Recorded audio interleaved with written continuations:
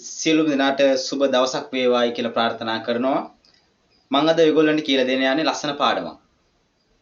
මොනවා හරි දෙයක් තියෙනවා කියලා කියන්න, කවුරු හරි කෙනෙක් ඉන්නවයි කියලා කියන්න, මම ඉන්නවයි කියලා කියන්න අපිට භාවිතා කරන්න පුළුවන් ලස්සන වචන තුනක් මේ සම්බන්ධව කතා කරන්න.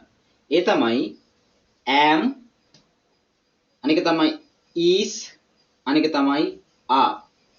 හරි ලේසි. මීට කලින් ඔයගොල්ලෝ මේක දන්නෝ නේ. am is කියලා කිව්වහම අපි පුංචි කාලේදීම ඉගෙන ගන්නවා ඉංග්‍රීසි භාෂාවේ තියෙන ප්‍රධානම be verbs උපකාරක ක්‍රියාපද තුනක් තමයි මේ. එතකොට මට ඕන වෙනවා පුතේ මොනවා හරි දෙයක් තියෙනවා කියන්න. නැත්නම් කවුරු හරි කෙනෙක් ඉන්නවයි කියලා කියන්න. right? ඒ සඳහා මෙන්න මේ තුන භාවිතා කරලා අපි දන්න පුංචි වචනයක් එකතු කරලා ලස්සන වාක්‍යයක් නිර්මාණය කරගන්න විදිහ තමයි අද මම ඔයගොල්ලන්ට කියලා දෙන්නේ.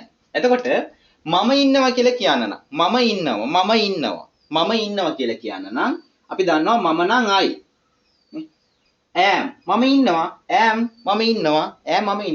මම ඉන්නවා පන්තිය තුල in the class. පන්තියට කියනවා in the class. මම ඉන්නවා පන්තියේ I am in the class. මම ඉන්නවා පන්තියේ I am in the class. මම ඉන්නවා රෝහලේ I am in the hospital. මම ඉන්නවා පාසලේ I am in the school. මම ඉන්නවා මගේ කාමරේ I am in my room. මම ඉන්නවා පාරේ I am on the road. අන්න ඒ වගේ හදා ගන්න පුළුවන්. හරි ලේසි සහ හරි ලස්සනයි. මොකද්ද am වලට පස්සේ මුලින්ම හදා ගන්නවා I. මම ඉන්නවා ඉන්න place එක නැත්නම් ඉන්න තැන අපි මේ විදිහට අපි දන්න වචනයක් දාලා හදා ගන්න අපිට ලේසි. ඊළඟ කාරණාව එක්කෙනෙක් ඉන්නවා. ආභාවිතා කරනවා ගොඩක් අය ඉන්නවා. ඔන්න බලා ගන්න. right? ඔන්න බලා ගන්න. she කියන්නේ ඇය she ඇය ඉන්නවා. she is ඇය ඉන්නවා in the class පන්තියේ. ඇය ඉන්නවා පන්තියේ.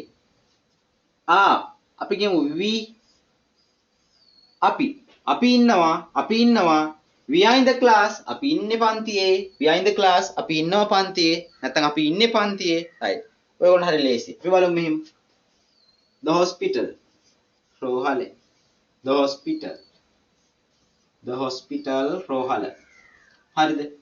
අපි ගන්නවා in the beach.